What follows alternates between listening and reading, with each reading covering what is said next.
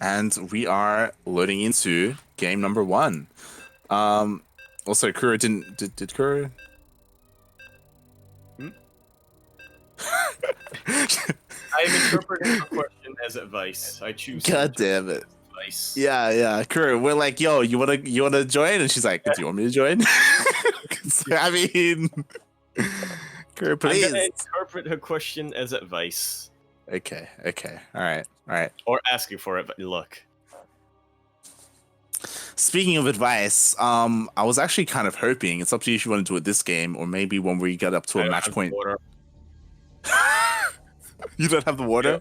If you take like a 30-second break, I can get water, then sure. All right, next game. All right, here we are going to be spawning in on to our first match map in this Best of 5 Finals map. It is going to be a PvT on Purity and Industry. LE. LE, of course, if you were not aware, does stand for little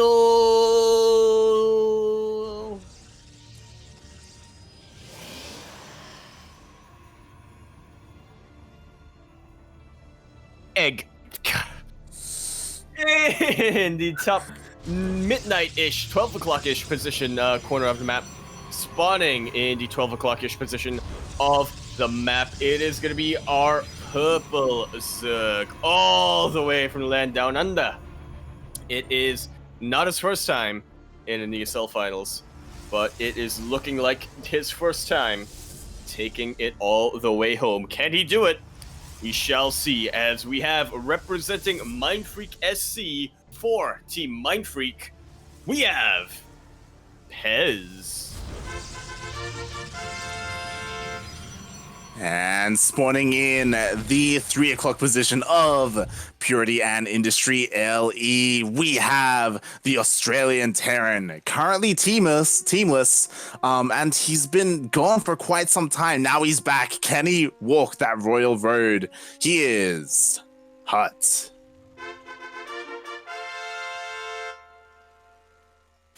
I walk that royal road. Yo, you're gonna get us copyright strike, right? Calm down there. Change the lyric. But that's the most insane thing about what we're seeing right now is that HuT, this is his first tournament back from his long hiatus, and he's already made it to the finals. And not just already made it to the finals, the players that he beat to get into the finals, 2 out of the 3 ESL champions, as well as Nux. Yeah. That is absolutely crazy. He's definitely worked for it. You know, it wasn't like tournament bracket luck, like he ended up with like an easy bracket or something like that. No, he fought his way tooth and nail to the finals, and here he is. The only one stopping him is the tournament regular in Pezz. And again, it's kind of a tough ask. Can Pezz do what Probe couldn't? We'll definitely find out. I guess one thing I want to say about HuT's run so far this game is that it really is a testament to basically what he said on a stream the other day, right? When you try to get him to sign up for GPO, and he thought it's a little bit too recent. I want to get more practice in before I before I really go into something a bit more competitive. You know, it's really it's like what's wrong with Yaku? It's it's a testament that he was really sincere when he said that. He was really practicing a lot. He wanted to make his reappearance something to get the fans excited, something that you wouldn't have false hope for, something that you wouldn't be like, oh yeah, HuT's back, oh he couldn't keep up the current meta. No, that was not. That is not the case here. And that's I guess you can definitely argue that that's the difference between him and Tasia, right? Tasia, he came back and for a year he didn't perform at all. And finally we're seeing some results from Tasia and Called out, man. Called out. Nazgul is gonna come for you and be like, yeah, my boy. Speaking of Nazgul, we do see a fleet beacon coming out from Pezz very quickly. Oh my god, he's going full Roddy! He is, well, I don't know if it's full Roddy, but it's definitely, half Roddy, half, not Cats, who's that other player that I'm thinking of? Huz? Not Huz. SOS? Maybe. Look, Roddy is involved in some way, and we do. Yeah, we do. And this can be so abused on this map as well because Fueled in Industry has such a short rush distance to your opponent's main base, and HuT, he has no idea that this is coming. Yeah, what does HuT have that can really deal with that Tempest? What outranges the Tempest? Viking? Viking can outrange the Tempest. Cyclone? Yeah, the Cyclone can lock on, and that's the same range, but Tempest can just get out of range. Yeah, now he sees. I mean, he does push it away and does a decent amount of damage. Yeah, it's actually. Yo, what? He's gonna get it! What? Pezz definitely underestimating the effects of the slow zone there. He was actually trying to fight, but he really shouldn't. He should have just sticked it all the way back. He should have just gone all the way back. Still in range. Yeah, he should have just gone back until he was out of range of the Cyclone. Like that, what? But he's aware of it now. I don't think he's gonna underestimate the slow zones again. But the element of surprise is over. Like, oh god. Pezz, please try to be a little bit cheeky. Focus on the Oracle. They are not going to be able to get that lock on. Oh, one of them actually locks on to the Tempest. And there we see, there we go. Pezz will manage to get away with that Tempest. What are we seeing right now? But he lost his reveal. I want to say, very good, very nice. You mentioned it much earlier today in this cast. I was like, is it really, that much of HuT reading his opponent and interpreting what's going on? I feel like it was more of like, split-second reaction. No, in this case, HuT, he knew that something was coming out for him from the air rush distance, and he prepared everything he had for it. He did, and it worked out for him. I guess, again, you can say that Pezz was a little bit overzealous there, maybe a little bit too overconfident, and he lost the initial Tempest, and that just kind of takes the wind out of the sail of this opener. Like, what did this accomplish? Nothing at all, kind of putting him behind even, as now he's down to one Tempest, is already at low health, and we'll see if he's able to do anything with this push, as HuT is out of position. HuT is very much so out of position. The bunker does go down. I am not too worried for HuT, if I'm being honest with you here. Like, there's not a lot to really contest at Viking right now. These chargelets are not very beefy. The Archon is actually putting in a lot of work, but will get taken out. And once that's gone, Pezz cannot really keep up this pressure. 5 SCVs have gone down, but an Archon has been taken out. 2 Tempests have been taken out this game. A bunch of chargelets have been taken out. This is not worthwhile, I would say. Yeah, I would imagine that Pezz was hoping to make a dent in the economy of HuT, or even just try and end the game. He just ended up trading armies, and now HuT, he already has 3 CCs, he's ahead in workers, he's got a decent army, like, he just needs to hold. Yeah, very much so. Nice use of the bunker there, a little bit cute. Oh, good force field. We'll make sure that the bunker cannot be repaired right there. But this is a pretty good choke point for HuT. We'll see if Pezz can force a couple of zealots through to get us around on top of that tank. A lot more SCVs are going down. This is a little bit in the ballpark of the damage that Pezz wanted to do. And if he can continue to do this damage, HuT will not be long for this game. Yeah, nice worker pool there by HuT, able to make a wall essentially of SCVs to protect his units. And here comes the next wave. We do have 2 tanks, but 2 tanks, and it is going to be enough here. The boys are being pulled, and that's enough of a bunker. Meanwhile, we do have a drop coming up from HuT, and this should just be the final blow. GG is called. HuT going to be taking game number 1 in this best of 5 finals, and maybe that's what Probe did in that game that he lost. Wow, GG. HuT already up 1 in this series. Who is this madman, and where has he been? Why did he go on a hiatus when he has so much potential? He's only been playing for a couple of weeks, Yaku. That he has. He's only been practicing for a couple of weeks, I should say. Like, obviously, he did retain some skill, and he needed some time to get back to where he was, right? To get back into the swing of things. And we can see that he's taking it to the best that this region has to offer. Form is very much so temporary. Mass is permanent. Indeed. See what the next game is. Everdream, as once I get into the lobby, I'm going to go refill my water so I can do the intro. Yep, go for it. As we are getting into Everdream, which will be game number 2. Just letting the players know that we are ready, as Yaku does get some water. And again, like HuT, he's looking so good. It's so impressive that he's able to come back after such a long hiatus, and he's performing so well. Yeah, I was not expecting this. When we first started the cast today, I was like, hey, HuT's back. We need to cast him. We need to get the games that we can, because, you know, we may not be able to see much of him. So I wanted to be there early, but he's kind of defied my expectations. He's already here in the finals. I am so glad we decided to go full on the HuT butt, so to speak. What? As we spawn in to Everdream LE, EDLE, Edle, which of course can stand for Essences of Dragons, right? We'll start with Essence of Dragon. Lute. No, not. I'm thinking of Newt. Oh, God. In the bottom left-hand corner of the map, spawning in the bottom left-hand corner. Is it me this time? Left-hand corner of the map.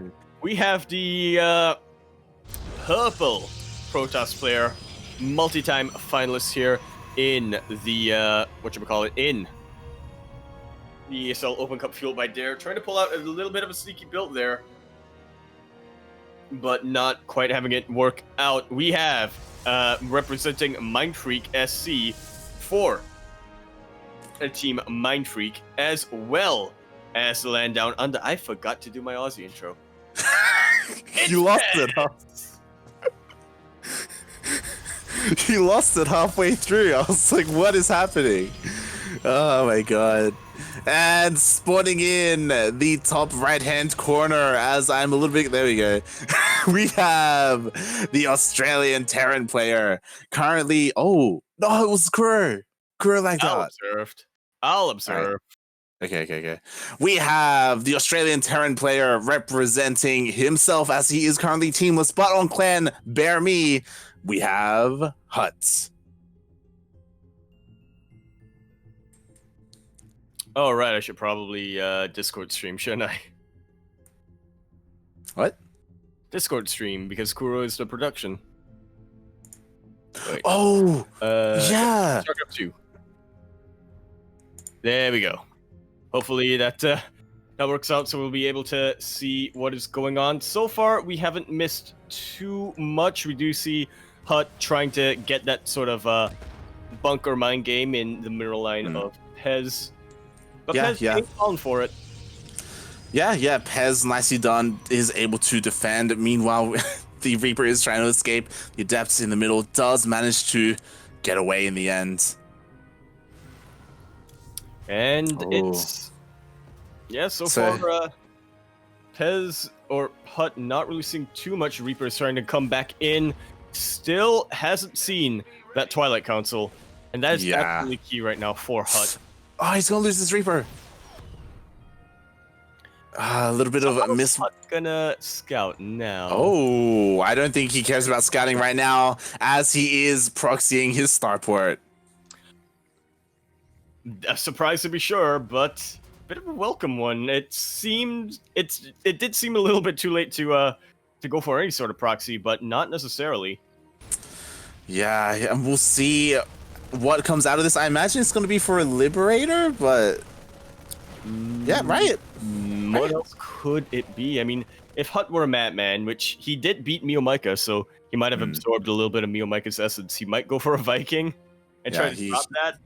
But it is actually going to be a medevac, so he's probably... Okay. Yep. Okay, continuing to build Hellions, so more than likely just going to be that Hellion drop that we are so used to. Interesting. Okay. We'll see how much damage this does get done. As so far, it is unscouted. I can't imagine it will be scouted anytime soon. There is a spotter pylon in the main base of Pezz, so that that could alert him and give him enough time to react.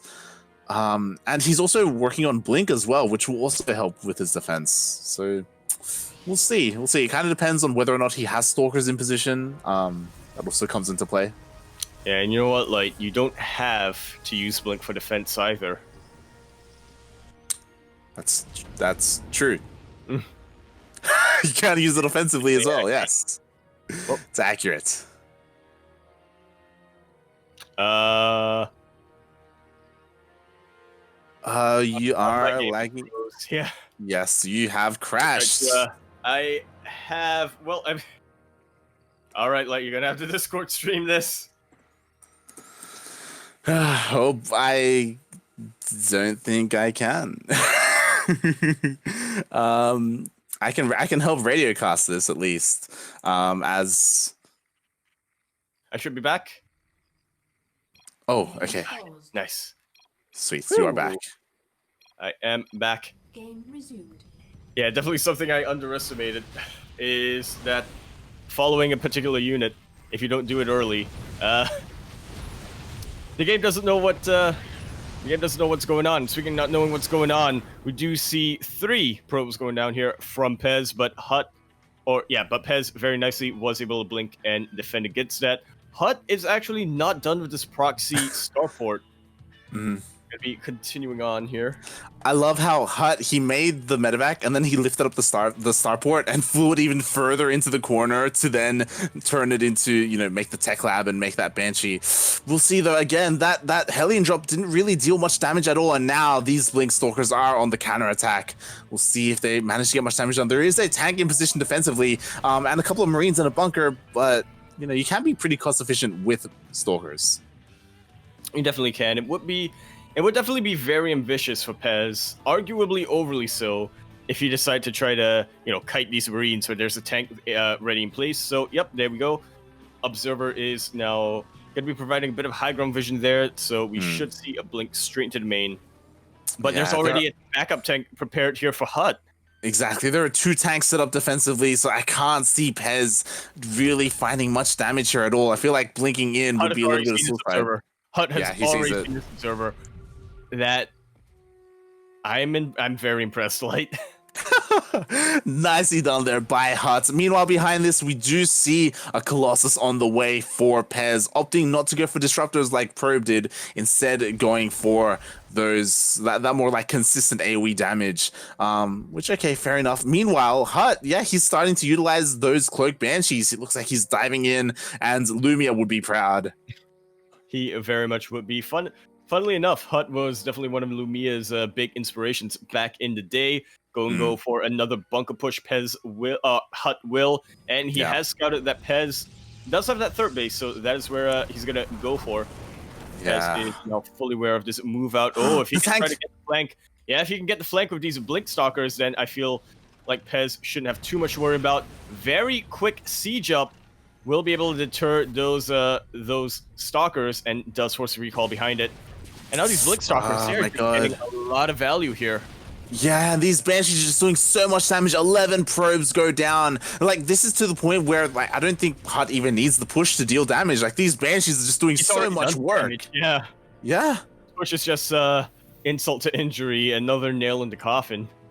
Oh my god, 21 workers went down, and the Banshees, one of them will escape with its life. At the same time, HuT looking to push out, which, again, may not even be too necessary. The SCVs aren't in place. They cannot build bunkers, but at the same time, I think you have called it Light. I think it's not unnecessary. I think that if HuT goes with this push, he might actually throw this game. Yeah, exactly. Very, very careful. Yeah, that's what I mean. Like, I feel like he's dealt his damage, and this push could just go awry. But he's trying to draw the attention away from the main army. He's trying to get Pezz to move away from this position. He's not falling for it. He knows. He sees the main army of HuT. And these Blink Stalkers should be enough to chase away this Banshee. Observer speed is, or rather there is no observer speed, so it does take a while for the detection to come into place. But Pezz has dealt with it. Yeah, and now concussive shells is finishing up for HuT, and behind this HuT, he doesn't even have a third CC being built. He's kind of all in almost. I'm a little bit concerned. Forget the third CC. He doesn't have medevacs. Yeah, this was looking really good for HuT, and now I'm very concerned with his army composition and the situation that he's put himself in. Oh boy. He kind of needs to end the game with this. I mean, like his army is getting slowly bigger and bigger, and he is hurting the economy of Pezz. Like you can see the difference in army supply, right? Like this is huge. There it is. Have been pulled, and this is going to be the end of the game, no matter the result. HuT is looking at it. At the end of this, someone is going to come out the victor.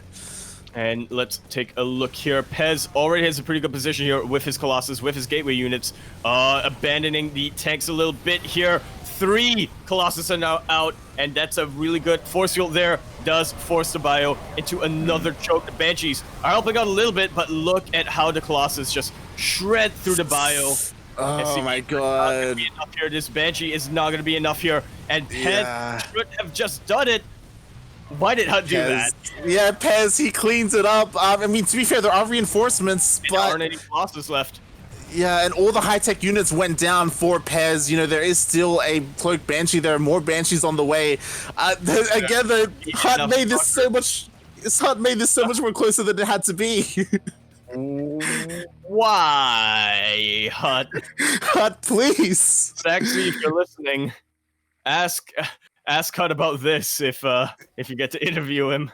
Yeah. Oh my god, he was looking so good. This was completely unnecessary. He lost so many workers in that attack. Jesus Christ. How many did he lost 22 workers, and now Pezz is ahead in the worker count. He has his 3rd base up and running. Even though Pezz has lost more workers this game.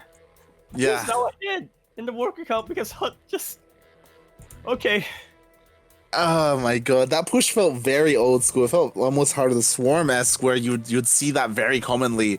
And HuT didn't even need to do it. But you know what the strangest thing about all of that though, like HuT did GG after that. Usually when you see that kind of push, it's usually, yep, the Terran player has had enough. They just want to end the game. They're going with what may or may not win, but they just want to end it. HuT is still in this game. He may be a little bit frustrated with the situation. Like, I feel like he thought, like, yo, I got this easy. And then he does it, he's like, oh. This did not work out how I anticipated. And this is looking really rough for HuT. I think he is starting medevac production. To be fair, yeah, I think he has one last push left in him. Like, his army size is pretty decent. But this is a tough ass, to say the least. Pezz is looking really good right now. It isn't necessarily because of Pezz, it's because of HuT. Yeah. Oh, God. Interesting decision, to say the least. But yep, here we go. He's pulling the boys again. Round 2, here we go. This is everything he has, literally everything other than the mules. How much can we get a shot at Pezz's army? Like, how much AoE does Pezz have? How many Colossus? He's got 2, and a 3rd one is just about to be finished. By the time this hits, there should be a 4th that's going to be produced on the way. They're going to meet each other in the middle of the map. Like, the best situation, I guess, would be if he were to catch the Colossus. Like, there are only 2 sentries, so there are limited force fields. There are very limited force fields. He's actually pulling his SCVs back, which might be a bit of a mistake. He wants those SCVs to buffer and to eat those Colossus shots. But now he's trying to go bust through into the natural base. Look at how damaged this army is, like. And the tanks aren't in the best position. They aren't really covering the army right now. He's trying to bust through the rocks just so he can get up the ramp. But Pezz is buying so much time. I am not convinced here at all, like. Yeah. All right, stim fort, and this is a pretty beefy army. Look at all this AoE though, and those sentries. You know, they did buy enough time. A couple more did get warped in as well. 17 workers have gone down. Oh, the recall. I think HuT might have just thrown this game. Yeah, I mean, HuT, he's trying his best, and he does have a pretty decent army. It looks like he should be able to push. Yeah, that single Colossus stands strong. There it is. GG, and that is gonna go, waxing.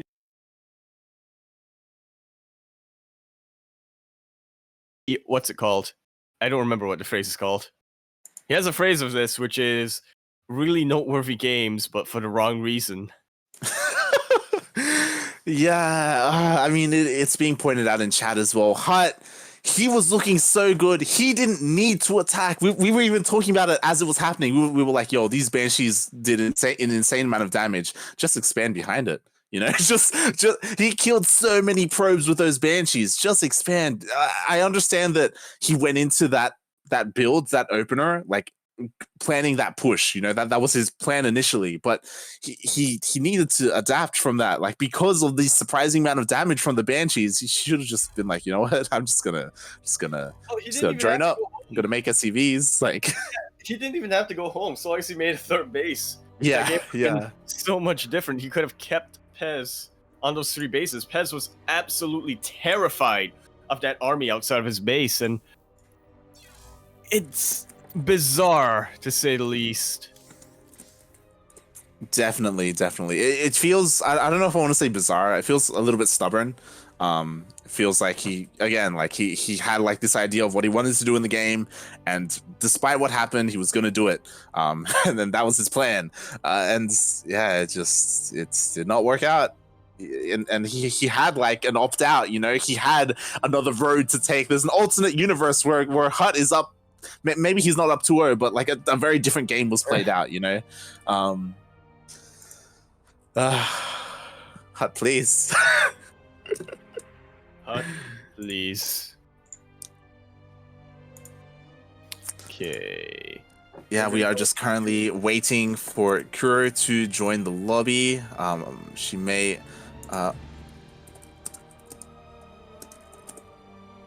just waiting for one more. She may have a lobby bug. It's always something to it's always something that is an unfortunate thing that happens in StarCraft 2. Blizz, please. Yeah. All right, here we go. We are ready. Castles are ready. Players are ready. Oh boy. If let's get into this. Yeah, I'm very. I'm questioning HuT now. I'm worried. He was looking so good until that game. Like, he was even looking good in that game. Like, yeah. Like, until that fateful decision. Maybe he just doesn't like Everdream. I don't. Hashtag cut for HuT. Just. Hashtag. Can you quickly check? Are we on Australia? Just in case that may be. Okay, cool. Sweet. We're on Australia. Pezz asking for a little bit of a pause there. Set up the VPN. Yeah, just set up the VPN. You know how it works, right? Yeah. I still need to collect myself after that game. I just. Hopefully we don't see something like that again. Hopefully. All right, here we go. All right, we are now. Hold on. Do you want to go all Ryan on us? My name's Brian. I'm Ryan's dad.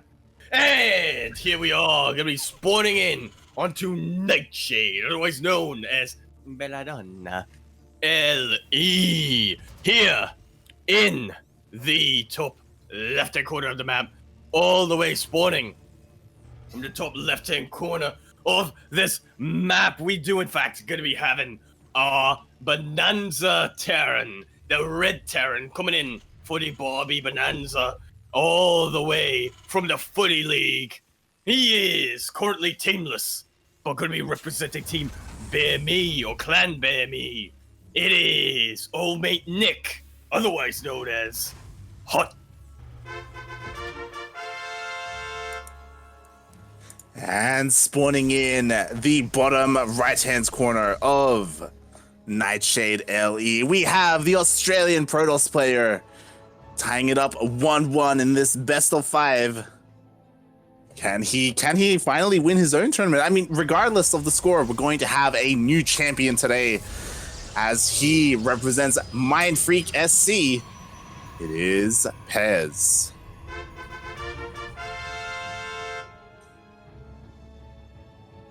Old mate Jack. Old mate Jack Pezzaperi. I think that's Pezzaperi. Yeah, Pezzaperi. Sounded wrong when I said it, but that's what it is. Apparently. All right. I was gonna go into this, but I might need another sip of water here, real quick. Go for it. Go for it. Don't destroy your voice. Not now. We've almost made it to the end. As yeah, so far HuT, pretty standard opener so far. No proxies or anything like that. Again, we don't really know what happened in HuT versus Probe game number 2, as apparently it was a 5-minute game. Maybe HuT proxied, maybe Probe proxied. not too sure. But yeah, so far pretty standard coming out from both these players. I say pretty standard, but do you have a 3-Rex opener coming out from HuT? All right, well, HuT really wants quick games so far in the series. If this is any indication, Yeah, to be fair, game number 1 he was playing a lot more reactive, but yeah, I don't know. I think he's realized. I think he's warmed up from Probe, and I think he's realized what he wants to do in TvP in particular. Definitely, and I think I can't quite remember. I wish I had better memory for this. I have seen this before. I know. I think Special did it. I maybe See-Through did this too, but this 3-Rex opener can hit pretty strong. 3-Rex with a tank. That's not something I'm too familiar with. Go into it a little bit, like, if you will. Yeah, I was just gonna say that this leads into like a strong bio push with the tank, and of course you also pull a couple of SCVs to repair said tank as well. Not necessarily for bunkers. And this again, if caught off guard, this can just end the game. And it's all medevac-less, isn't it? Yeah. What? It's all medevac.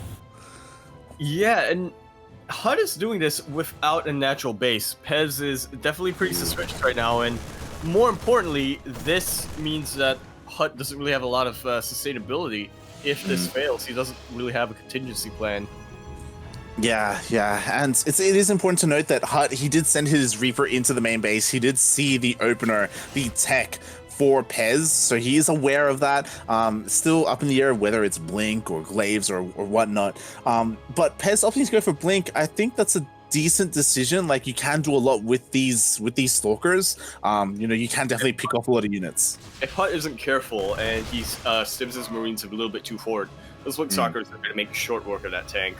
Yeah, definitely. But we shall see. Pezz or HuT is going without Marauders, which is fair. It is a tank variation on this 3-Rex build. This time with 2 tanks. I'm going to be pulling a couple of boys, again, as you said, for that repair. Do you think this was the 5-minute game that he won over Probe? Maybe. Yeah, there it is. We do have a couple of SCVs being pulled. They are for repairs for the tanks. There it is. I guess it was. All right, yeah, Pezz seeing the writing on the wall there, seeing that he can't quite deal with what HuT is going out for him. Yeah. Again, like we've seen this turned out a couple of times, and it's just a very strong push. And if you're too greedy, then as a Protoss player, it's very difficult to hold. Like, and the problem was that as we saw Pezz, he was getting a 3rd base behind this. He had a 3rd Nexus on the way. There was no way he was going to be able to hold with that happening. Like, he needed like shield batteries at home. He needed to focus on his army. He needed to scout that this was coming, and he had no idea. This is the duality of HuT, like the duality of HuT. That's the reason why he got a lot of fans behind him. There we go. HuT looking pretty solid in that game, just executing his build, catching Pezz off guard. You can definitely argue that it was a little bit on Pezz for not scouting that. Typically, like with your adept, like you go in and try and see what the buildings are.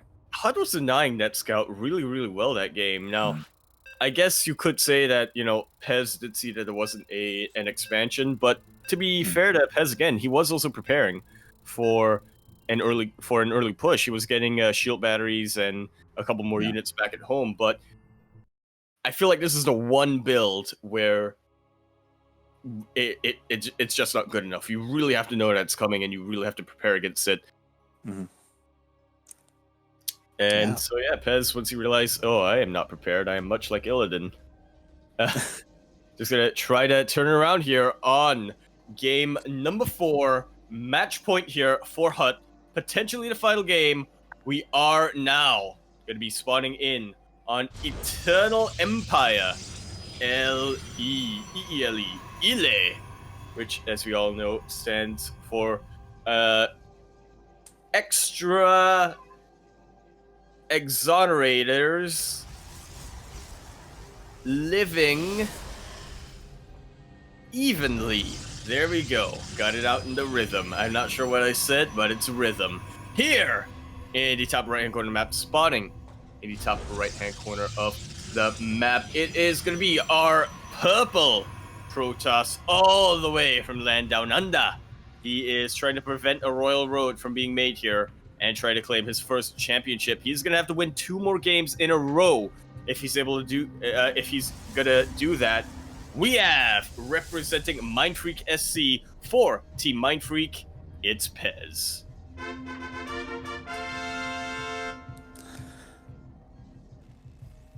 And spawning in the bottom left-hand corner of Eternal Empire LE, we have the Australian Terran player representing Clan Bear Me, but currently teamless. He's up 2-1 in this best of 5. Can he walk that royal road and win his first tournament after returning for so many months of hiatus? We have HuT.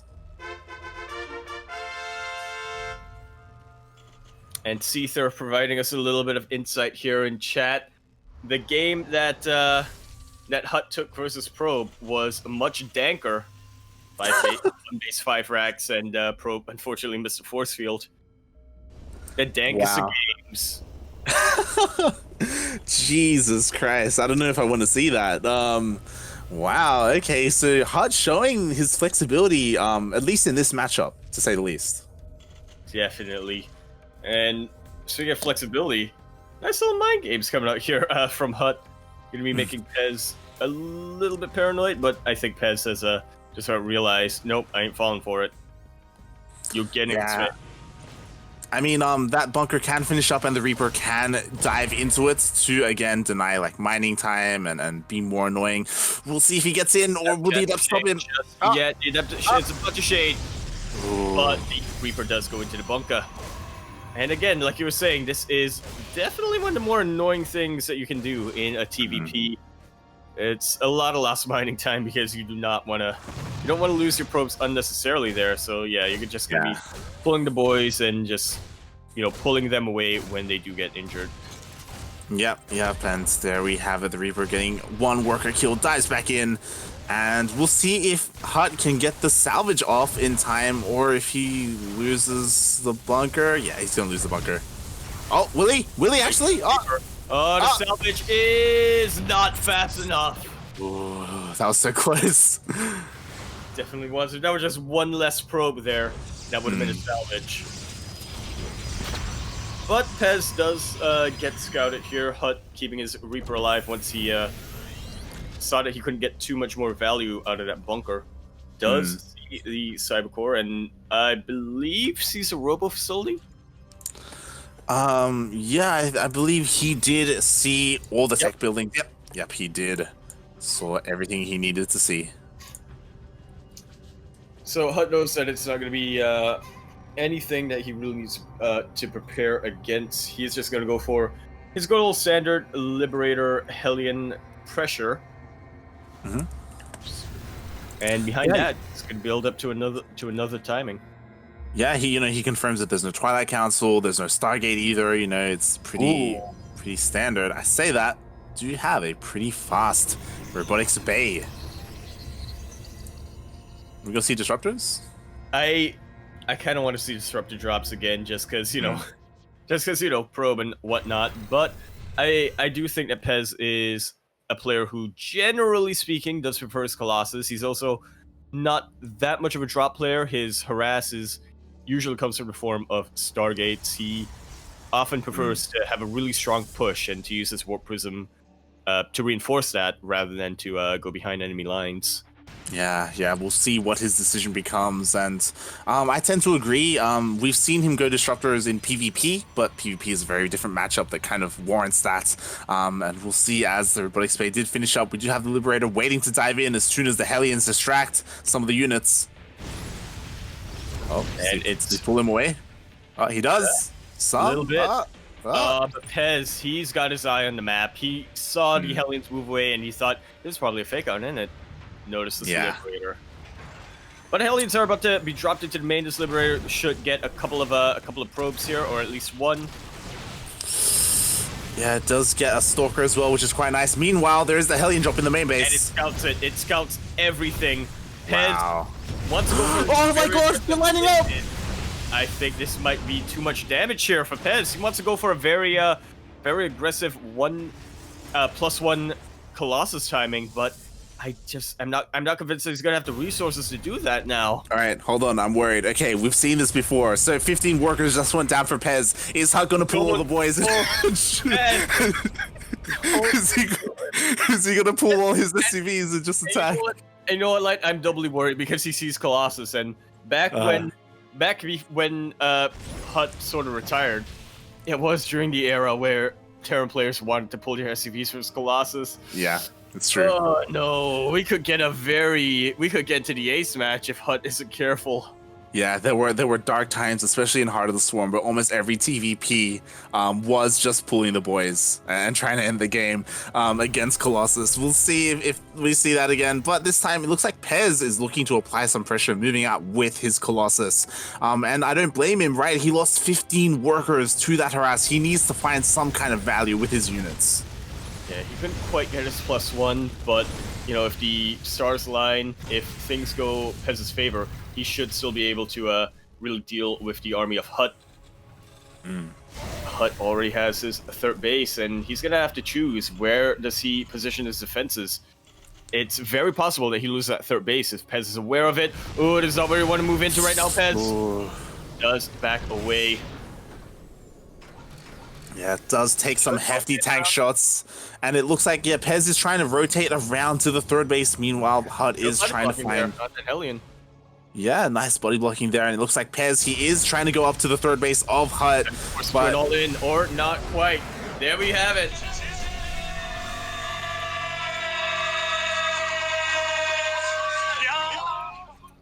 Unbelievable light. The Royal Road has been walked today by a retiree. Wow. Wow. GG, well played, HuT. After I don't even, maybe a year of not touching the game, at least 5 months. I know he wasn't active at all in 2020, and even towards the end of 2019, he comes back. He's been streaming, he's been practicing. This is his first tournament, and he goes all the way. And he wins it. I'm speechless right now, Light. I am definitely speechless. Well, I guess Seether isn't the only Terran champion now anymore. So, he is not. Yeah, I mean, we've got a new Terran in town. We've got HuT. I say new. He's back. He's back, and he's looking so good right now. So surprisingly good. Like, it's just been a short period, and he's been able to regain his skill, and then maybe even exceed himself and others. Like, he's kind of showing these players, hey, like, they've been grinding this entire time, but HuT, like, he's up there. And how much more better can he get? You know, it's only been a couple of weeks, right? Like, that's what's crazy about it. If he keeps playing, then he could be the new, like, best player in the scene. There's a bit of competition here, but it is starting to heat up here in the oceanic scene, much like the ESL Hot Brew the Dare Ice Coffee Hot Brew. That indeed. At your local Woolworths. Do check it out if you're in Australia. But oh my god, this is insane, and I'm just looking forward to see. Okay, so he wins an ESL, right? Like, ESL Open Cups, they're pretty big. They're pretty, like, let's be real here. You know, we've got some of the best from OCE and C, but the next test is going to be GPO.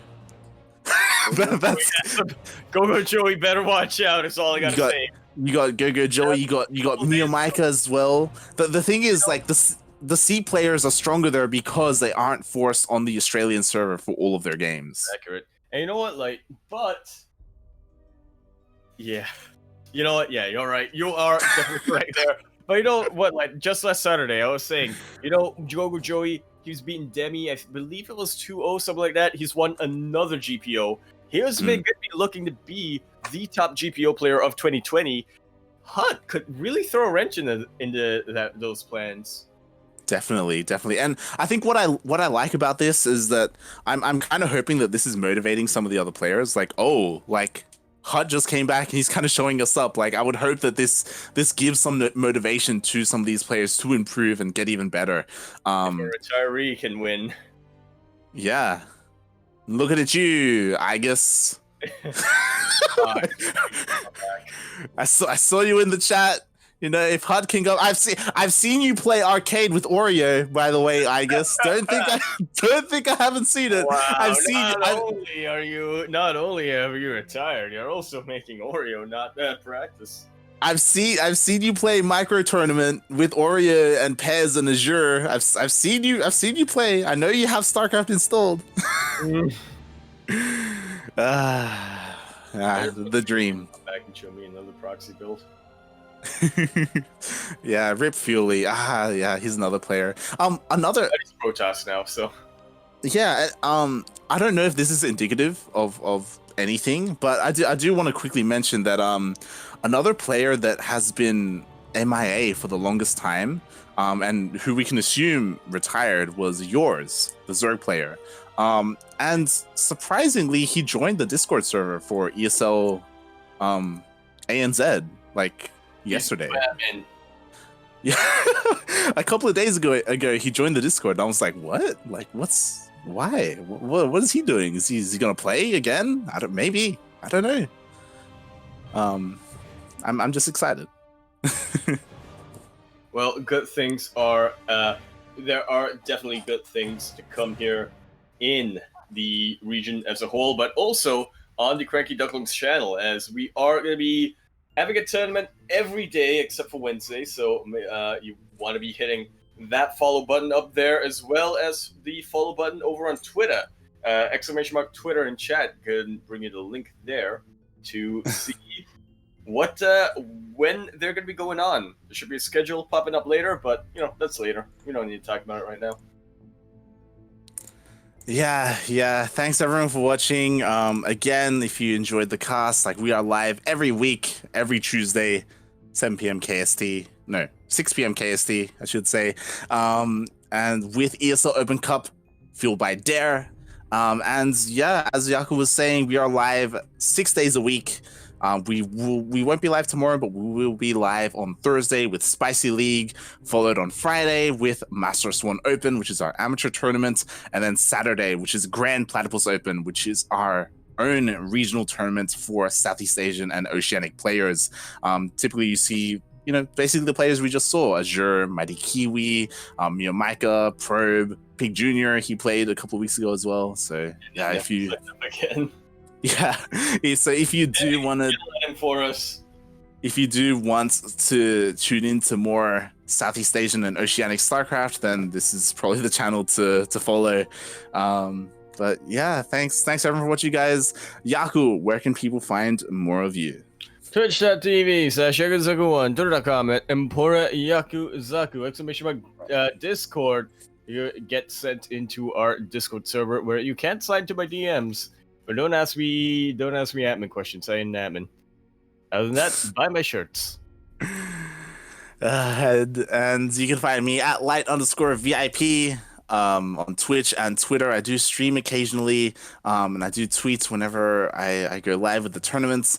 But more importantly, follow this Twitch channel, CranKy Ducklings. You can scroll down. You can see all of our social media. You can see our Twitter, our Facebook, Instagram, all that stuff, if you want to follow us there. As again, we are live 6 days a week, so we have plenty of StarCraft. And yeah, that's it for us for today. Shout out to Kura as well, Krupp as our observer. And yeah, stay tuned as we will be raiding, I will say it now, Vivid, as Vivid is currently in a ladder game against Aegis. Well, he heard us. Aegis heard us, and now he's laddering.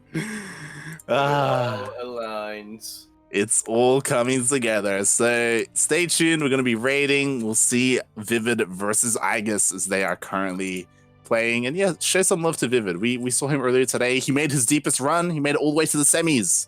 So exciting. So give him some love. Ciao. Bella.